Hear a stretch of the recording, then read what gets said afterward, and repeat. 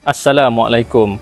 Sebenarnya ramai yang tak tahu 9 per 10 orang dewasa masih tak pandai nak baca Quran. Ini situasi yang ramai tak sedar. Kita ingatkan bila dilahirkan sebagai seorang Muslim, bila dah besar mesti boleh mengaji. Takkan usia dah lanjut, dah tua-tua pun masih tak boleh mengaji lagi kan? Tapi rupa-rupanya masih ramai lagi orang dewasa di luar sana yang masih tak pandai nak baca Quran. Antara 3 sebabnya adalah dah lama tinggal, Quran pun dah lama tak buka.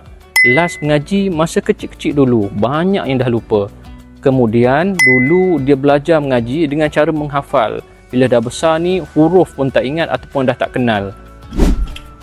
Sebab tu, kami nak bantu anda untuk belajar mengaji semula daripada bawah dengan teknik yang khusus untuk orang dewasa.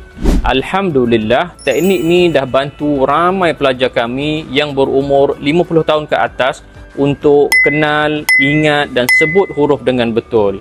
Ramai juga pelajar kami yang dulunya zero, langsung tak mengenal, sekarang ni dah lancar baca ayat Quran dalam masa 7 hari sahaja. Sebelum tu, cuba belajar dulu 2 huruf yang ramai selalu keliru ni. Saya dah sediakan video untuk anda belajar. Tekan butang learn more atau link di bio sekarang.